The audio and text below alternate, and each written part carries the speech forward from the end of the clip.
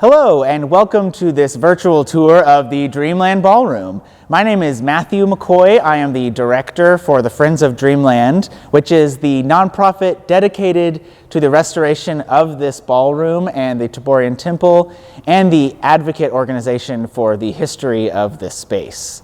Thank you for joining me today, and let's do it.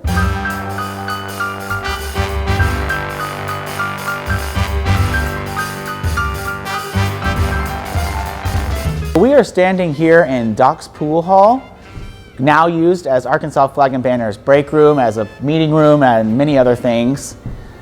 This was the oldest portion of the building, constructed in the late 1800s, a late 19th century. And the rest of the building was added on this direction, added on to the south side of this building between 1916 and 1918. So this makes the building, the three-story structure that still stands today, just over 100 years old.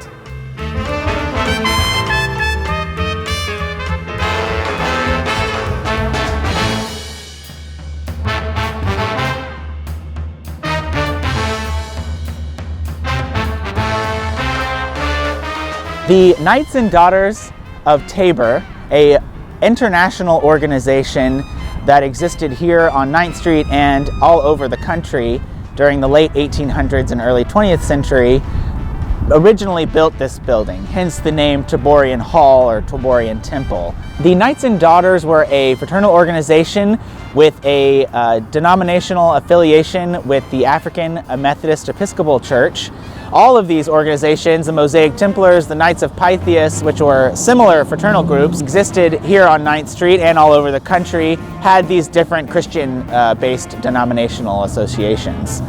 You can see those symbols here, 777, 333, and the all-seeing eye of God were commonly used for the Knights and Daughters of Tabor. This is the original cornerstone here, set with the board members for the organization at the time of the construction, and the dates and the name of the organization, the full name of the organization. These organizations provided mutual aid to the black community here on 9th Street and to communities all over the country when those communities couldn't get them through the government or other agencies. The modern day equivalents to the types of services that these organizations provided were things like insurance or welfare, stipends to a widow, or any sort of aid like that to its members who paid dues monthly into the organizations. This was a completely black funded operation. This building was completely black funded and built, and in 1918 was actually the most expensive building built in Little Rock at the time. These are important details to point out because it's easy for us in our history books to associate a lot of black history with slavery and poverty, but it's important to recognize that these communities were successful, wealthy communities, building large buildings and having thriving business districts.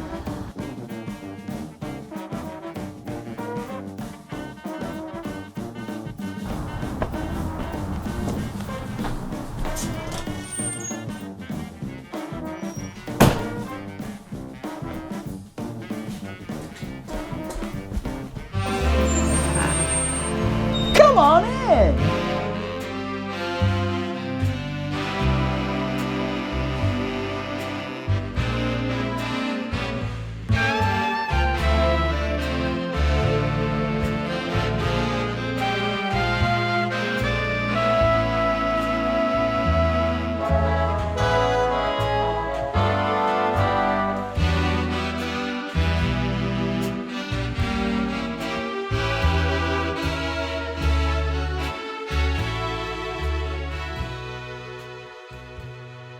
The Knights and Daughters of Tabor owned Taborean Hall until the 30s. In the Great Depression, when members were no longer able to pay dues, they lost all their assets, as did many of those fraternal organizations like the Mosaic Templars and the Knights of Pythias. Through the 30s and the early 40s, we see Taborean Hall change hands pretty frequently. We don't see its ownership unified again until World War II, when the United States Officers Club bought it for all of the young African American men being trained at Camp Robinson in North Little Rock. At that time, thousands of young men being trained in North Little Rock were coming to 9th Street for R&R on a nightly or weekly basis, causing this already cramped business district to swell in population very regularly. So the United States Officers Club bought Taborean Hall for lounge and library space and office space. They put a pool hall downstairs where we started our tour, and they used obviously the ballroom for shows traveling through for the soldiers, entertainment, and parties and socials for them and the volunteers of the USO. Before the USO moved in, they did a big renovation on Taborean Hall.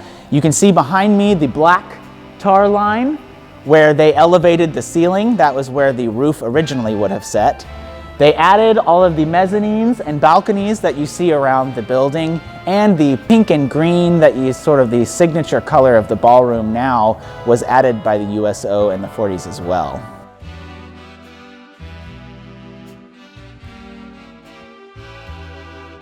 For the whole early portion of the Taborean Hall's history and the Dreamland Ballroom's history, the chitlin circuit that ran through the southern United States brought a large number of very notable musicians to the Dreamland Ballroom and to 9th Street in Little Rock, Arkansas.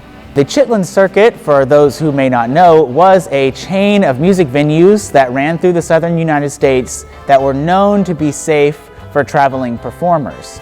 Little Rock and 9th Street was Arkansas's only stop on this circuit. So through the early 20th century, this was the stop for any performer coming from either coast or any other state who may not be familiar with Arkansas. They could perform without harassment. Dreamland Ballroom was the largest venue on 9th Street, so performers that could sell out a large venue space generally performed here. And that's why we see people like Cab Calloway, Duke Ellington, Ella Fitzgerald, and Louis Armstrong all perform here in the 20s, 30s, 40s, and 50s. During the 40s and 50s, the USO brought quite a few big names, Etta James and Ella Fitzgerald again, B.B. King, to this stage for the soldiers. And after that, we see a man named S.W. Tucker and his associate, Buck Allen, bring a lot of attention to the ballroom. At that time, S.W. Tucker also ran operations at the Robinson Auditorium, so he would likely book a big band there to play, like Duke Ellington or Cab Calloway, Ella Fitzgerald, B.B. King, all those. And then they would play a matinee or after-party performance here at the Dreamland Ballroom for mostly black audiences here and mostly white audiences at the Robinson Auditorium. In the late 50s, urban renewal really takes a hit on 9th Street community. White flight is in full swing. Desegregation of schools and businesses is starting to really take hold. And by the 60s, all of that is really, really prevalent. This all turns into the downfall of 9th Street. Black money was leaving these black businesses as they were able to shop at white stores. Racially charged policies were being implemented to buy out black businesses, encouraging them to move into different areas. And then the follow-through with these policies never came through. The buildings that were promised, that were bought and promised to be renewed were never. And now Taborean Hall stands as the only building left with original materials of this 9th Street business district. Dreamland Ballroom's last tenant was in the early 70s, and by the end of the 70s, all of Taborean Hall is vacant. All through the 80s, we see that continue, and at that time, even the roof collapsed in all the way down through to the first floor, and so no floors, no roof was salvageable. When the building was finally purchased in the early 90s, 1990, by Carrie McCoy, its current owner, for her company flagandbanner.com. She turned the first and second floor into production, retail, and office space for her company, and in 2009 founded the Friends of Dreamland to help with the renovation of the historic ballroom up here on the 3rd floor.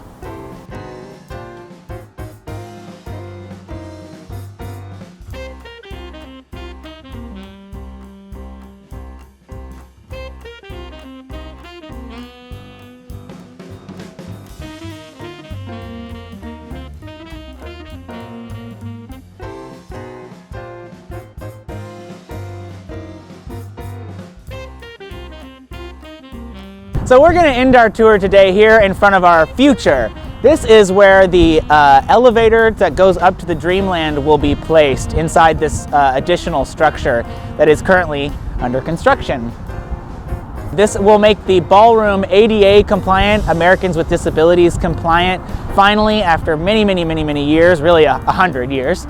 And this will allow us to do a whole new stream of events and programs in the ballroom and really be able to bring back a modern version of its legacy, the music, the community-oriented space, all of that the Friends of Dreamland is dedicated to.